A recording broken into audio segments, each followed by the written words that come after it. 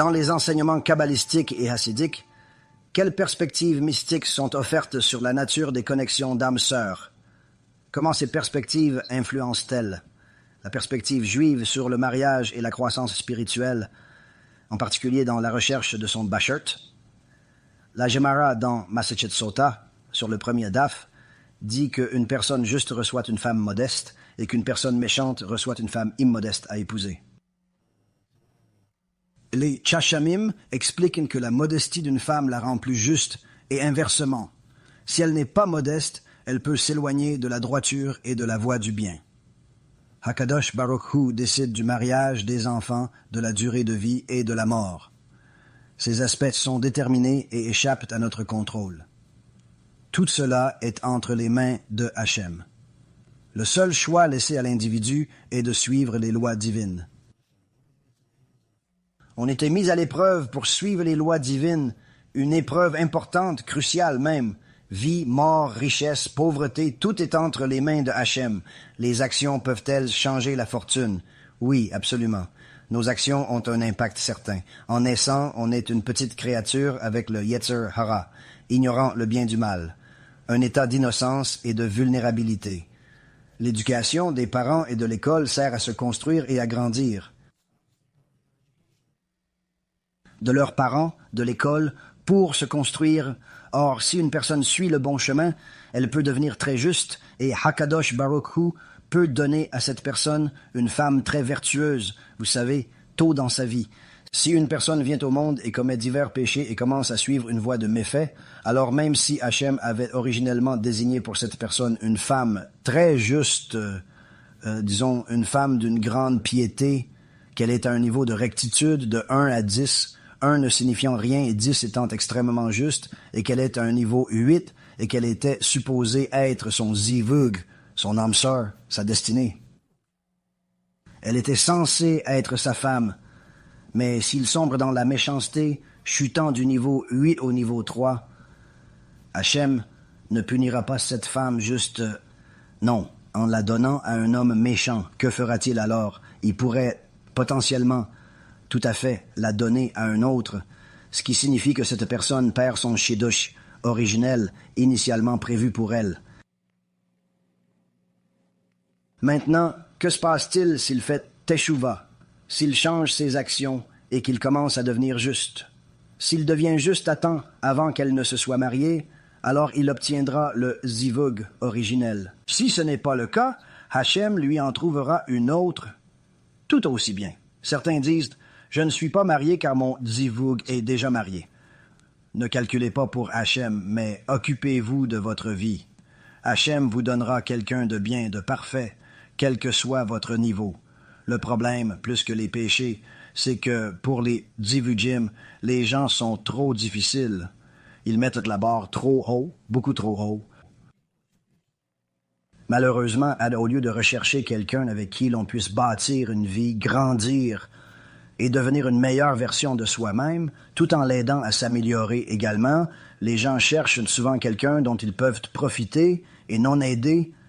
Ils recherchent un bank account. Uniquement ça, rien de plus, un simple compte en banque. Ils recherchent un compte de sécurité sociale, ils recherchent un compte d'héritage, ils recherchent un certain compte de beauté, un compte de plaisir physique quelconque, ils recherchent toutes sortes de choses qui sont vraiment temporaires et matérielles. Et pire que cela, les gens sont très, très critiques des défauts des autres, beaucoup plus qu'ils ne le sont des leurs. L'une des pires choses que je constate est à quel point les gens critiquent l'apparence des autres. Par exemple, « Oh oui, Rabbi, non, je n'aime pas vraiment les blondes. » Non, non, la brune. « Oh non, Rabbi, je n'aime pas la brune, je préfère la blonde. » « Oh, Rabbi, ses cheveux sont trop courts. » « Oh, Rabbi, ses sourcils sont trop épais. C'est incroyable. »« Oh, Rabbi, elle. »« Hé, pour qui vous prenez-vous, Melech Hayofi? Vous vous croyez une reine de beauté? On dirait un tonneau quand vous marchez. Tout le monde vous demande une bière. Mais de quoi vous mêlez-vous sérieusement? On dirait un personnage de dessin animé et vous vous souciez de son apparence. Vraiment? » Illusoire, bloquant les mariages, pointilleux, frustré, anxieuse, bavarde, parfait, tzaddik. Vous? Se marier est difficile. Ils sont trop critiques, surtout sur les défauts des autres. Elle se frustre vite, elle est anxieuse, toujours anxieuse. Elle n'est pas bavarde, ou elle parle trop. C'est toujours trop ou pas assez. Et vous, êtes-vous parfait, le tzaddik dont on a besoin? Tout chez vous est immaculé, vraiment immaculé? Dites-moi, expliquez-moi. Le problème, Rabotai, est que si la personne n'annule pas elle-même le shidduch potentiel, chaque personne a au moins 5 membres de sa famille et amis qui l'annuleront pour lui. C'est-à-dire que même s'il décide que cette jeune fille pourrait potentiellement être sa future épouse, que se passe-t-il? Une personne qui fait partie de sa famille, de ses amis, ou d'un certain cercle dans lequel il se trouve. C'est un cercle vicieux. On insère une pensée empoisonnée pour lui faire dire « Non, pourquoi? Ce n'est pas pour toi. » Okay.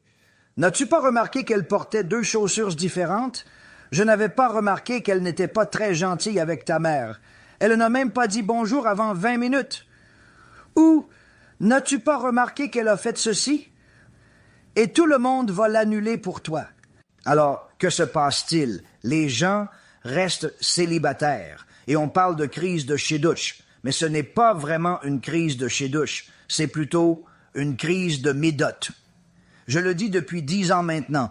Les gens ont de mauvais traits de caractère, des midotes défaillantes, qui font qu'ils ne veulent épouser personne d'autre. Cela m'est arrivé plusieurs fois. C'est pourquoi je déteste les shidduchim. Je me dis, cette fille conviendrait à ce garçon, ils sont religieux et ont des idéologies similaires. Un jeune homme m'a dit, je vais organiser un appel avec elle. Il le fait, et 20 minutes après, il me dit, on réalise qu'on n'est pas compatibles.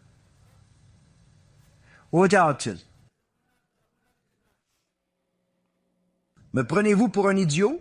C'est ainsi qu'on cherche une épouse? Un appel 20 minutes après, et ce n'est pas un shidduch convenable? Voilà le problème. Si c'était une première fois, à 20 ans, nu shoen.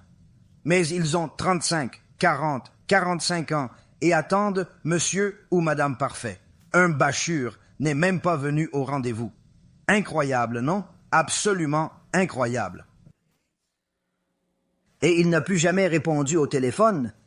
Un comportement si inconvenant, dégoûtant, méprisable, cela vous fait vraiment, vous savez, avoir peur de ce que l'avenir réserve à cette génération.